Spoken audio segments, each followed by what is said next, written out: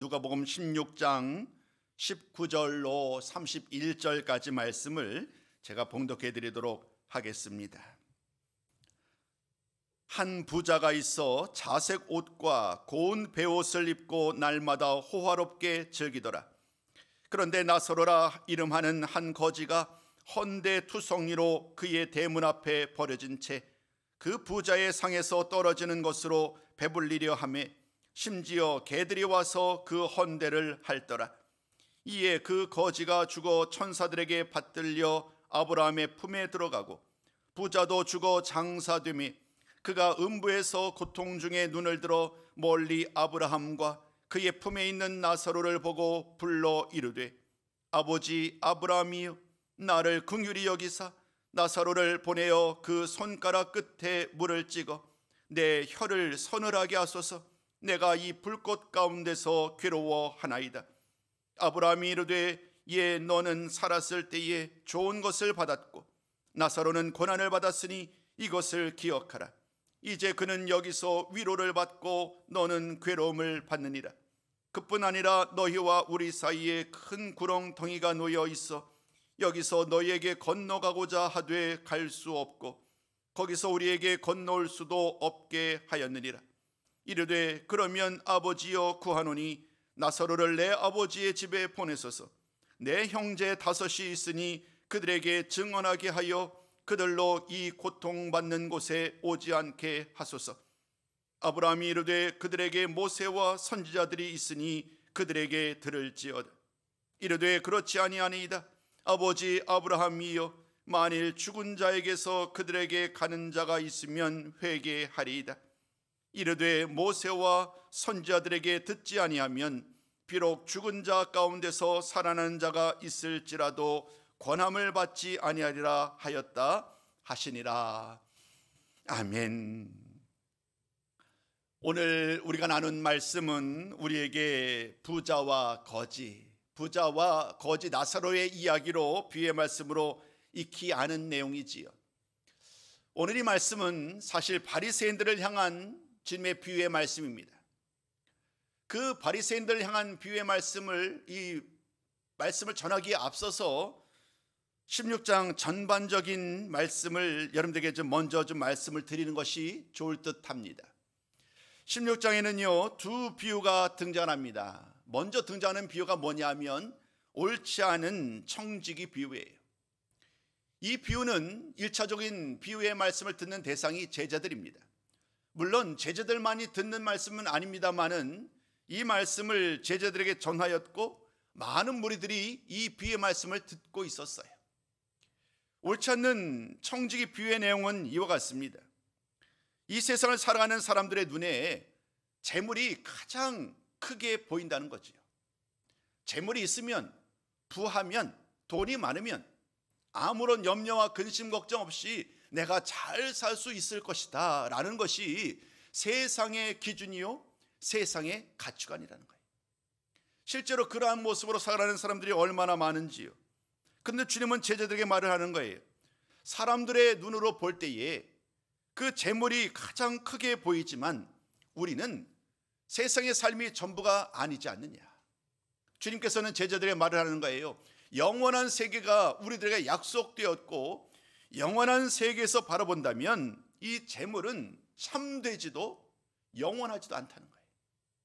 지금 세상의 관점으로는 이 재물이 전부인 것 같고 최고인 것 같지만 영원한 것 같지만 그러나 영원한 그 세계의 관점에서 보면 이 재물은 결코 영원하지도 참되지도 않다는 거예요. 그런다면 주님은 이 비유의 말씀을 통하여 제자들에게 이렇게 말을 합니다. 주님의 참된 제자라면 그 재물을 올바로 사용할 수 있어야 한다. 그 재물이 노예가 되거나 재물이 나의 삶의 목적이 되는 것이 아니라 그 재물을 통하여서 우리는 하나님의 뜻을 온전히 이룰 수 있는 그런 귀한 도구로 사용해야 한다. 오늘 주님은 재물이 좋다 나쁘다의 말씀을 전하는 것이 아니고 그 재물, 우리에게 주어진 재물을 가지고 어떻게 사용하는 것이 하나님이 기뻐하시는 일이고 어떻게 사용할 때에 우리가 참으로 가치 있는 일을 행할 수 있겠느냐, 그 말씀을 전하고 계세요. 주님은 이 옳지 않은 청지기 비유를 통하여서 사람들을 돕고 구제하는 일이야말로 오늘 나에게 주어진 가장 중요한 일이고, 그 일을 감당할 때에 하나님께서 나에게 주시는 참된 일, 영원한 일들, 그 일에도 또 충성할 수 있음을 말씀하고 있어요. 세상에서 재물은 큰 거지만 하나님 나라의 관점에서 재물은 지극히 작은 것이라고 얘기를 하면서, 그 작은 것, 재물을 올바로 관리하지 못하는데 어떻게 그 크고 영원한 하나님의 일을 온전히 감당할 수 있겠는가? 주님은 이 재물을 통하여서 우리들로 하여금 재물이 아닌 하나님 나라에 초점을 맞추고 진정으로 하나님이 원하시는 일을 힘써 감당하라고 제자들에게 말씀하여 주셨어요. 그 말씀을 듣고 있는 사람들 중에 바리새인들이 있었던 것 같아요. 주님의 비유의 말씀, 옳지 않은 청지기 비유의 말씀을 다 들은 다음에 이 바리새인들이 코웃음을 치는 거예요. 그들에게 돈은 너무나도 소중하거든요. 바리새인들 입장에서는 돈을 사랑하고, 무엇보다도 그 돈이 정말 그 모든 삶을 이끌어가는 어찌 보면 삶의 원동력이었던 그들에게 주님은 재물이 중요하지 않다라고 말씀하고 있는 거잖아요. 그 말을 이 바리새인들은 쉽게 이해하지도 못하였고, 그 같은 말씀을 전하는 예수님에 대한 말씀을 귀담아 들을 리도 없지요. 그래서 그들은 서로들 주님의 말씀을 듣고 비웃는 상황 속에서 주님은 그들에게 말씀을 전하는 거예요. 오늘 16장 14절 이하의 말씀을 통하여 주님은 바리새인들을 향하여서 먼저 경고의 말씀을 전합니다. 18절까지의 말씀이 그 내용이고, 그런 다음에 우리 주님께서는 바로 그 바리새인들을 향하여 비유의 말씀을 통하여 진정으로 재물을 어떻게 관리해야 하는지, 아니 하나님이 진정으로 원하는 일, 주님이 진정으로 오늘 이 말씀을 통하여 강조하는 것이 무엇인지를 그들에게 교훈하고 있어요. 오늘 이 말씀을 통하여서 부자와 거지 비유를 통해서 주님이 말씀하고자 하시는 가장 중요한 메시지가 무엇인가? 우리 한번 말씀을 통하여 그 내용을 좀 살펴보고자 합니다. 첫 번째 말씀입니다. 첫 번째, 주님은 이 비유의 말씀을 통하여 이렇게 말씀하시는 거예요. 죽음 이후에는 기회가 없다는 거예요. 죽음 이후에는 기회가 없습니다. 부자와 거지 비유는요, 크게 두 부분으로 나눌 수 있어요. 첫 번째는 살아있는 동안의 이야기예요. 오늘 등장인물이 부자와 거지잖아요. 이 부자와 거지가 살아있는 동안에 있었던 일들을 먼저 언급을 합니다. 그런 다음에 두 번째 단락에서는 이제 죽은 이후에 이루어지는, 죽은 이후에 또 다른 삶에 대해서 이야기를 합니다. 두 상황은 완전히 반전이에요. 여러분이 잘 아시는 것처럼 완전한 역전, 뒤집어지는 일이 일어나게 됩니다. 먼저 오늘 19절 이하 21절까지 말씀 속에서 우리는 살아있는 동안 아무 걱정 없이 호의호식하던, 부러울 것 없이 떵떵거리며 살던 한 부자를 만나게 됩니다. 그에 비해서 또 다른 한 사람이 소개되는데 거지 나사로이지요. 그는요, 다른 사람의 도움이 없으면 살 수 없을 정도로 모든 면에서 피폐해요. 온 몸이 상처투성이고 먹지도 못했던 이런 모습 속에서 이 거지 나사로의 삶이 얼마나 힘겨운지를 우리는 말씀을 통하여 이미 잘 알고 있습니다. 세상에서의 삶, 부자의 삶은 너무나도 정말 행복한, 정말 너무나도 그의 입장에서 바라볼 때면 만족한 생활이었겠지요. 그리고 거지 입장에서는 후회로 가득한 삶이었을 거예요. 세상의 삶은 이런 모습으로 우리에게 비유의 가운데 다가오고 있습니다. 그런데요, 이어지는 22절 말씀을 통하여 우리는 그들의 뒤바뀐 모습을 보게 되지요. 세상에서 그토록 만족하며 살아갔던 부자는 어찌된 일인지 음부에 떨어지게 됩니다. 그리고 세상에서 아무런 환영받지 못하던 거지는 아브라함의 품에 안기게 됩니다. 여기서부터도 우리는 한 가지 질문을 드려야 합니다. 사는 성도 여러분, 바리새인이 어떤 사람들입니까? 그들은 누구보다도 하나님의 말씀, 그 당시 율법이지요. 가장 율법을 신실하게 지키는 사람들이라고 소문났던 사람들이. 그리고 그들은 아브라함을 나의 아버지라고 부르는 아브라함의 후손이. 세상의 기준으로 바라보자면 음부가 아닌 그들은 아브라함의 품에 안겨야 할 사람들이. 그런데 지금 오늘 비유의 말씀 속에서는 그렇지 않다는 거예요. 오히려 마땅히 아브라함의 품에 안길 줄 알았던 이 바리새인들이 대표되는 그 부자는 음부에 떨어지고 맙니다. 반면에 아무런 그 누구에게부터 환영받지 못하고 아무런 도움을 받지 못했던 거지는 아브라함의 품에 안기게 되지요. 여기서부터 우리는 한 가지 질문을 드려야 합니다. 음부로 혹은 아브라함의 품으로 나아가는 그 기준이 무엇이었는가? 우리는 이따 다시 한번 이 말씀을 통하여서, 결론의 말씀을 통하여 다시 한번 이 부분을 좀 살펴보고자 합니다. 이제 22절의 말씀의 내용은 아브라함과 부자의 대화로 이어집니다. 음부에 떨어진 부자는 고통 중에 눈을 뜨게 되지요. 눈을 뜨어서 바라볼 때에 저 멀리서 아브라함과 그의 품에 있는 나사로를 보게 됩니다. 아무도 이 부자는 너무나도 당황했을지도 모르겠어요. 그러나 그 부자는 멀리서 그 음부에서 아브라함 품에 있는 그 나사로를 본 부자는 아브라함을 향하여 외칩니다. 아버지라고요.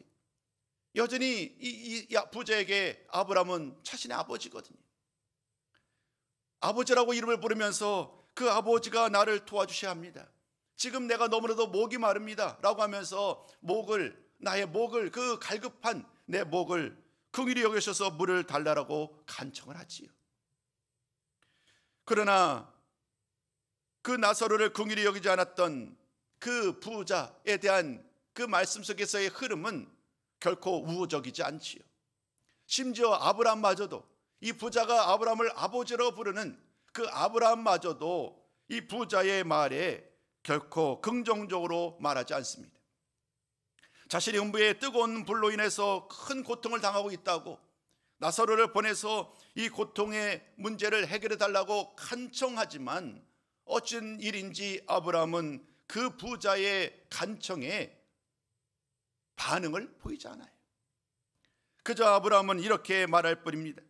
그는 세상에서 어떻게 내가 행하였는지를 기억하라라는 전혀 다른 질문을 던지는 거예요. 부자 입장에서는 지금 가장 필요한 것이 내 목마름을 해결되는 것인데 아브라함은 이렇게 묻는 거예요. 내가 세상에서 어떻게 살았느냐? 그것을 돌아보라라고 주님은 말씀하고 계시지요. 세상에서 그는 좋은 것을 받았지만 나사로는 고난을 받았고, 지금 여기서 나사로는 위로를 받고 부장은 고통을 받고 있다라고 지금 아브라함은 이야기를 하는 거예요. 그 말씀 속에서 이 아브라함이 말하는 그 메시지가 무엇인가를 우리는 기억해야 합니다. 오늘 우리가 앞서서 말씀드릴 때에 이 비유의 말씀을 두 부분으로 나눌 수 있다고 말씀드렸어요. 하나는 세상에서의 삶이었고 또 다른 하나는 죽음 이후의 삶이었어요. 부자는 도저히 상상할 수 없었던 음부에 처하게 된 이 상황 속에서 몸부림치며 나의 필요한 것, 나의 목마름에 대한 문제를 해결받고자 그토록 간청하지만 그 무엇도 허락되지 않아요. 오히려 아브라함은 그를 향하여 말을 합니다. 내가 세상에서 어떻게 살았는지 그것을 돌아보라라고 아브라함은 말하고 있어요. 이 말을 통해서 아브라함이 강조하는 것은 무엇일까요? 부자의 간청 그리고 아브라함의 대답을 통해서 우리가 기억할 것은 오늘 첫 번째 제목이었죠. 죽음 이후에는 그 어떤 것도 주어지지 않는다는 거예요. 지금 내가 이제 부자라고 얘기를 하자면 부자 입장에서 목이 말라서 나사로를 통하여서 목을 축임을 받기를 원하는 그런 간절한 마음이 있지만 아브라함은 이미 끝났다는 거예요. 그 기회가 이미 끝났고 내가 예전의 삶, 살아있을 동안에 어떠한 삶을 돌아보았는지 그 삶을 돌아보게 합니다. 그 삶을 돌아보게 하는 이유는 다른 데 있지 않아요. 살아있는 동안에, 죽기 이전에 살아있는 동안에 하나님의 뜻을 따라 하나님이 기뻐하시는 일을 감당하지 않았던 그의 삶의 결과가 오늘 이러한 결과로 그에게 임하였다는 거예요. 가난한 나사로가 곁에 있을 때에 마땅히 그를 돕고 자비와 긍휼로 그의 아픈 곳을 치료하고 옷을 입히고 따뜻하고 맛있는 것으로 음식을 먹게 하는 일, 이 일이야말로 하나님이 원하시는 일이었고 하나님께서 명령하신 일이었는데, 진정으로 하나님의 아들이라고 하나님의 백성이라고 주장하는 그 부자는 그 어느 곳에서도 하나님의 말씀을 따라 살아가지 못했던 그 삶을 오늘 아브라함은 이야기하고 있는 거예요. 주님은 이 비유의 말씀을 통하여서 바리새인들에게 의도적으로 이 말씀을 들으라는 거예요. 왜냐하면 부자가 바로 바리새인들을 상징하니까요. 하나님을 믿노라라고 하면서 모든 사람들보다도 내가 거룩하다라고 주장하면서도 정작 하나님의 뜻을 따라서 가난한 자들을, 소외된 자들을 긍휼히 여기거나 자비와 사랑으로 대하지 않는 그들에게 주님이 원하신 일을 지금 행해야 함을 일깨우고 있지요. 죽음 이후로 아무것도 할 수 없음을 오늘 주님께서는 말씀하면서 지금 늦기 전에 이 일을 감당하라고, 하나님이 주신 귀한 일들을 감당하라고 우리 주님께서는 말씀하고 계시는 거예요. 직접적으로 오늘 본문 말씀과 상관이 되는 것은 아닙니다만은 전도서 9장 6절 이하 10절까지 말씀을 보면 이 스올이라고 얘기하는 이 음부 혹은 지옥은 아무것도 우리가 원하는 것을 할 수 없는 그러한 상황이다라고 이야기를 합니다. 예를 들면 이렇게 말합니다. 스올에는요, 일도 계획도 지식도 지혜도 없다고 말합니다. 스올에는요, 사랑과 미움과 시기도 없는 그런 상황이라는 거예요. 더 이상 이곳에서는 내가 원하는 것, 내가 뜻하는 것을 바꾸거나 이룰 수 없는 그 상황인 거예요. 지나면, 그 상황이 끝이 나면 더 이상 회복 불가능한 그 상황이 음부에서의 삶임을 부자를 통하여 주님은 말씀하고 계세요. 다시 한번 오늘 주었던 첫 번째 제목, 죽음 이외에는 기회가 없다는 이 말씀을 통하여서 이제 두 번째 단락의 말씀으로 말씀을 좀 전하고자 합니다. 그 두 번째입니다. 살아있는 동안 하나님의 말씀을 들어야 한다는 거예요. 부자는요, 여전히 계속 이어지는 말씀이에요. 음부에서 아브라함과 부자의 대화가 계속 이어집니다. 아브라함을 통하여서 자신의 목마름이 해결되기를 원했잖아요. 나사로를 보내서 나의 목에 입술에 물을 좀 죽여주면 나의 목마름이 해결될 텐데 나사로를 보내달라는 거지요. 그러나 아브라함은 말을 합니다. 그곳이 있는 음부와 아브라함 품에는 도저히 왕래를 할 수 없는, 너무나도 멀리 떨어져 있는 곳이기에 도저히 왕래를 할 수 없는, 즉 천국과 지옥이 완전히 분리되어 있음을 아브라함은 먼저 말을 합니다. 그런 상황 속에서 이제 나사로를 통하여 도움을 받지 못한다는 것을 이 부자는 알게 돼요. 그런 다음에 이 부자가 아브라함에게 또 다른 하소연을 합니다. 이제는 개인 그 한 부자 자신의 이야기가 아닌 아직 죽지 않고 세세 살아가고 있는 형제들에게 방향을 돌리게 됩니다. 아브라함을 향해서 이렇게 말을 합니다. 나사로를 내 아버지 집으로 보내주세요. 내가 지금 이런 상황이 되었다면 그것은 제가 수용하겠습니다. 방법이었다면 저는 인정하겠습니다. 그런데 아직 나의 형제들이 아직 저 세상에 살고 있는데 저 나사로를 보내서 내 형제들에게 이 지금의 상황을 전하게 해주세요. 지금 이렇게 아무것도 할 수 없는 이 상황의 심각성을 그들에게 일깨워 주셔서 그들이 이곳에 오지 않게 해달라라는 그러한 부탁의 말이지요. 이제까지 부자는 오로지 자신만을 위해서 살아왔던 사람이에요. 그런데 이곳에서 음부에서 아브라함과의 대화 속에서 또 아브라함의 품속에 품어있던 나사로를 보면서 조금이나마 다른 사람들에게 시선을 돌리는 거예요. 나의 형제들에게 시선을 돌리고 그들로 하여금 이곳에 오지 않도록 나사로를 내 아버지 집에 보내달라라고 부탁을 하지요. 그 간청에 아브라함은 어떻게 대답하였을까요? 아브라함은 부자의 간청도 거절합니다. 아니, 거절이 아니라 다른 방법이 있다는 거예요. 그 다른 방법이 무엇이냐 하면 그들에게는 이미 모세와 선지자들이 있다라고 말을 합니다. 모세와 선지자들이 그들에게 있으니 그 모세와 선지자들 그들에게 들으라라고 말씀을 합니다. 여러분, 여기서 말하는 그들에게 있는 이 모세와 선지자들은 무엇을 말을 할까요? 그것은 다름 아닌 구약 성경을 말해요. 모세 오경, 선지서, 선지자들이 기록했던 말씀들, 물론 여기는 이제 시편이 빠져 있습니다만은 성문서, 아무튼 이런 모세와 선지자들의 말씀은 바로 구약 성경을 말을 하지요. 그들에게는 나사로가 필요한 것이 아니라 지금 이미 그들에게 주어진 하나님의 말씀이 중요하다는 거예요.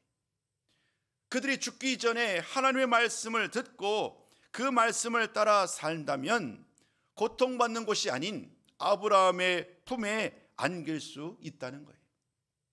나사로가 중요한 것이 아니라 살기 이전에 이미 그들에게 주어진 하나님의 말씀을 듣고 믿고 따르느냐, 그렇지 않느냐에 따라서 그 이후의 삶이 결정된다는 거예요. 아브라함의 품에 안길 것이냐, 아니면 이 부자처럼 음부에서 고통 중에 영원히 지낼 것이냐, 그 모든 문제는 내가 살아있는 동안 나에게 주어진 하나님의 말씀을 따라서 어떻게 받아들이는가, 어떻게 살아가는가에 따라 달려있다라고 말씀하고 계시는 거예요. 부자는요, 이 아브라함의 말을 들었음에도 불구하고 여전히 포기하지 못합니다. 그는 또다시 간청을 합니다. 나는 살아있는 동안 말씀에 순종하지 않았지만 혹여나 저 나사로가 죽었는데 죽은 나사로가 다시금 살아나서 나의 형제들에 가서 말을 하면 그들이 좀 바뀌지 않겠습니까? 좀 내 말은 듣지 않더라도, 또 말씀과 모세와 선지자의 말을 듣지 않는다고 할지라도 이 나사로가 살아서 나의 가족 형제들에게 말을 하면 그들이 듣지 않겠습니까? 라고 일말의 가능성을 담아서 또다시 아브라함에게 부탁을 하는 거예요. 그러면 아마도 그들이 회개할 거예요. 아마도 그들이 그러면 나사로를 보내 들은 말을 듣고 그 말을 따라서 이제 하나님의 말씀을 따라 살아갈 거예요 라고 말을 하고 기대를 합니다. 그러나 맨 마지막 아브라함의 대답은 역시 그 부자의 말에 원하는 답을 주지 않아요. 이렇게 말을 합니다. 지금 살아서 하늘 말씀을 듣지 않은 사람이 나중에 죽은 사람이 다시 돌아와서 말을 한다고 할지라도 과연 그 말씀을 듣겠느냐? 그렇지 않을 거라는 거예요. 결국 이 말은 무슨 말이냐 하면 이 나사로가 살아온다는 이야기는 사실 상징적인 의미거든요. 주님의 부활을 얘기해요. 결국 오늘 이 부자가 바리새인이라고 말씀드렸잖아요. 오늘 주님은 바리새인들을 향해서 이렇게 말하는 거예요. 지금 하나님의 말씀이 주어졌고 하나님의 아들 되시는 예수님이 이 세상에 오셔서 주의 말씀을, 하나님의 나라를 선포하고 있잖아요. 회개하라, 천국이 가까웠느니라. 이 말씀이 선포되었음에도 불구하고 주의 말씀을 듣지 않고 있는 그들이 주님께서 나중에 죽으시고 부활하신다고 할지라도 과연 그들이 주님을 믿겠느냐? 결국 그 나중에 죽은 자가 살아 돌아온다고 할지라도 그들이 여전히 하나님의 말씀을 따라 살지 못할 것이라는 이야기를 그들로 일깨우는 거예요. 아니, 경고의 말씀을 전하는 거예요. 더 늦기 전에 이 말씀의 의미를 깨달아야 하는 그 말씀을 오늘 부자와 거지 비유를 통하여 말을 한 거예요. 1차적으로는 바리새인들을 향하여, 그리고 2차적으로는 이 말씀을 듣고 있는 수많은 무리들을 향하여 이 부자와 거지 비유를 통하여 말씀하고 계시는 거예요. 오늘 이 말씀을 준비하면서 오늘 우리가 무엇을 힘써야 할까? 결론의 말씀으로 두 가지를 꼭 드리고 싶었어요. 그 중에 하나는 이미 우리가 잘 감당하고 있는 일이고요.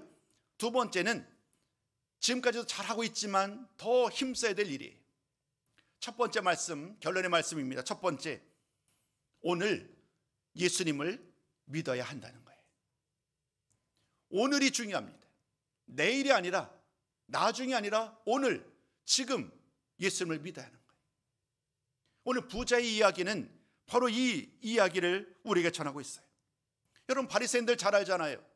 앞서도 설명드린 것처럼 누구보다도 구약 성경을 잘 알고 있는 사람이, 그들은 하나님을 사랑하고 율법을 잘 지킨다라고 자신 있게 이야기하는 사람들이, 그런데 정작 그 성경에 계시된 하나님의 아들 메시아이신 예수님의 말씀에 대해서는 귀담아 듣지 않는 그런 상황 속에서 예수님을 구주로 영접하지 않아요.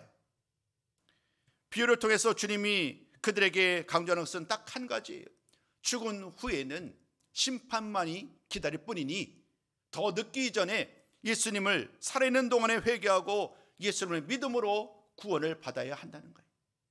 바리새인들을 향하여, 스스로를 교만히 여기고 나는 문제없다라고 주장하는 그들을 향하여 예수를 믿지 않는다면 그 어떤 희망도 그 어떤 기쁨도 없고 오로지 영원한 고통 속에 머물게 될 것임을 주님은 강력한 말씀으로 경고하고 있는 거예요. 우리 한 구절 말씀 좀 살펴보려고 그래요. 요한복음 4장 44절, 우리 이 말씀을 좀 같이 한번 보실까요? 우리 한 목소리 좀 같이 읽어보도록 합니다. 시작. 너희가 서로 영광을 취하고 유일하신 하나님께로부터 오는 영광은 구하지 아니하니 어찌 나를 믿을 수 있느냐. 바리새인들을 향한 말씀인 거예요. 너희가 서로 영광을 취해요. 서로가 서로를 위하여 막 칭찬하는 거예요. 너 바리새인들이 서로들 우리들 아무 문제 없지, 우리들 하나님 말씀대로 잘 살고 있지라고 스스로 막 자신들을 높이고 있지만 정작 하나님의 영광으로 오신 그리스도의 그 이름, 그리스도 예수님의 그 메시아 되신 예수님을 영접하지 않는 그들의 삶 속에서 과연 참된 영광이 이룰 수 있겠느냐. 예수님을 믿지 아니하는데 어떻게 참된 하나님의 영광에 참여할 수 있겠느냐라고 그들을 향하여 묻는 거예요. 주님은 이 말씀을 통하여 오늘 거지와 또 부자 비유를 통하여 그 부자가 바로 다름 아닌 바리새인들 그들이며, 오늘 예수님을 믿지 않는다면 그들 역시 부자의 사후에 음부에서 고통받는 삶과 다르지 않는 결과에 이르게 될 것임을 일깨우고 있는 거예요. 더 늦기 전에 예수님을 하나님의 아들이요 구주로 영접하는 일이야말로 얼마나 중요한 일임을 오늘 일깨우는 그 말씀을 듣고 있는 것입니다. 이 귀한 말씀 속에서 예수를 믿은 우리들은 얼마나 기쁨으로 감사함으로 오늘 주 앞에 나아가고 있는가. 예수를 믿는 것이, 예수를 믿는 것이 우리에게 가장 큰 은혜의 복임을 늘 고백하며 나아가는 우리 성도가 되었으면 좋겠어요. 왜 이 말씀을 드리느냐 하면, 예수를 믿고 믿음으로 살아가는 우리들의 삶 속에 어느 순간 기쁨과 감사가 사라졌기 때문이에요. 예수님을 만나는 기쁨, 말씀을 통하여 예수님을 만나는 기쁨, 기도를 통하여서 성령님의 강력한 임재 속에 나가는 기쁨, 또 예배를 통하여 하나님께 나갈 때에 그 풍성한 은혜의 자리로 나가는 그 놀라운 은혜의 기쁨이 어느 순간 점점점 희박해지지는 않은지, 갈급함과 간절함과 사모함과 기쁨이 마땅히 회복되고 이 예수를 믿음으로 말미암아 얻게 된 그 놀라운 구원의 기쁨을 많은 사람들에게 전해야 하는데, 어느 순간 오늘 나의 모습 속에서 그 구원의 기쁨과 감격이 사라지지는 않았는지요.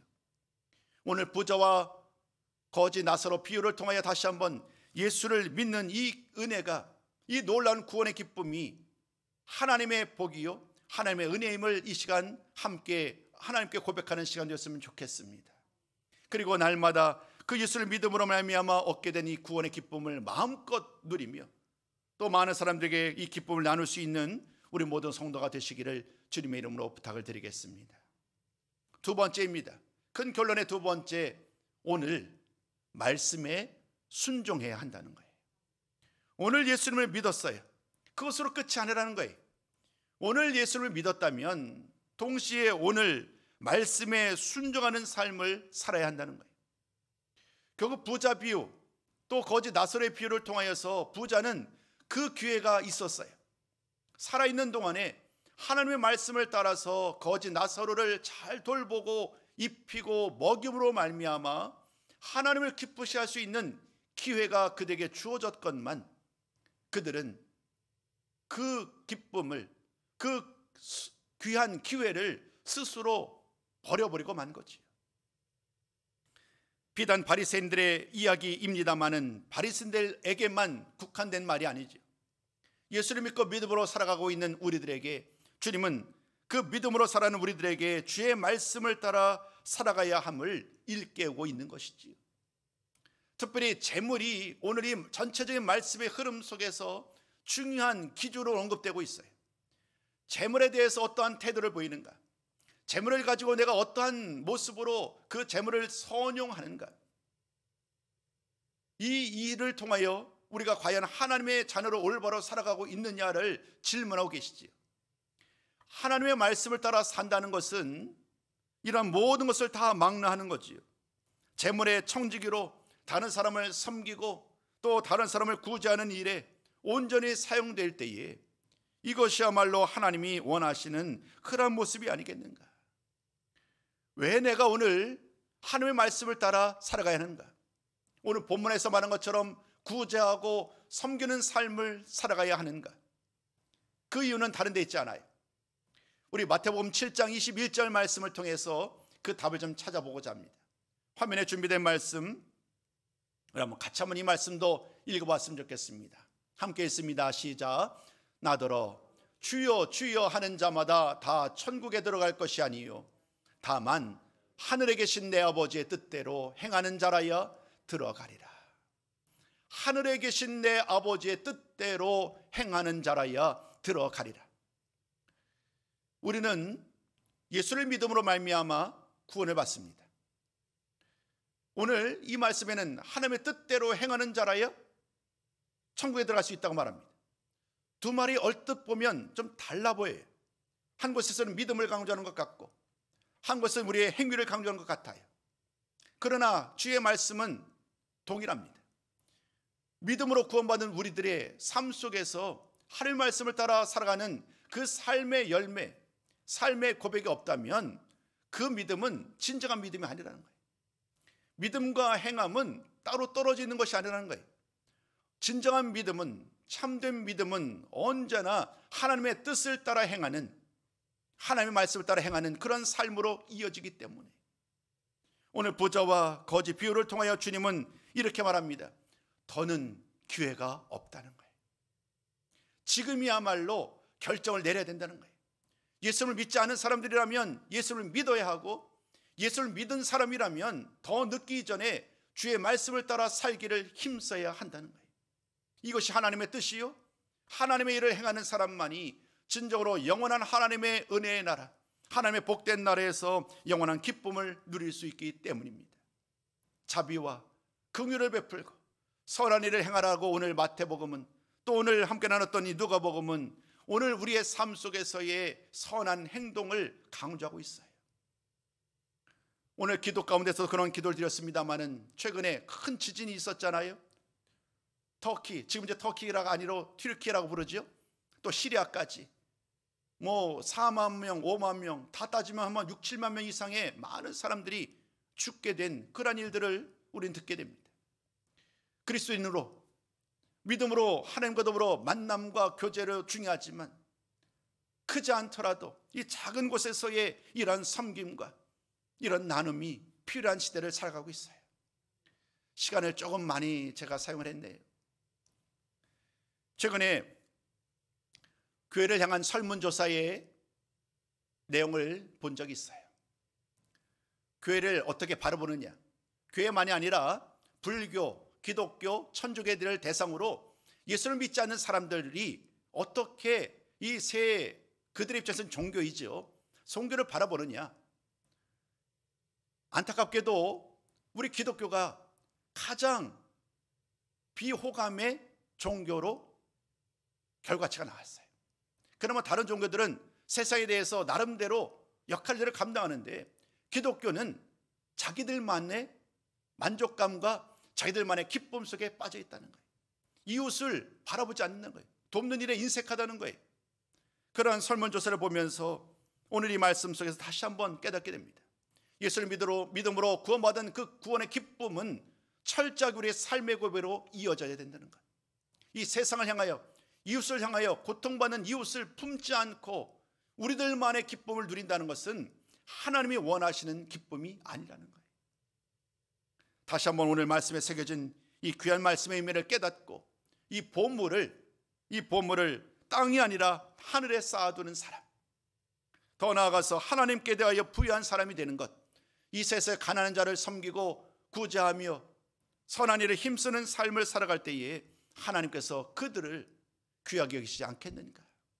오늘 이 말씀 속에서 나를 돌아보고 나의 삶을 돌아보며 하나님 아버지 앞에 더욱더 겸손히 나에게 주어진 이들을 더 잘 감당하면서 진정으로 하나님을 기쁘시게 하는, 하나님께 대하여 부유한 삶을 살아가는 우리 모든 성도님들이 다 되시기를 주님의 이름으로 축원합니다.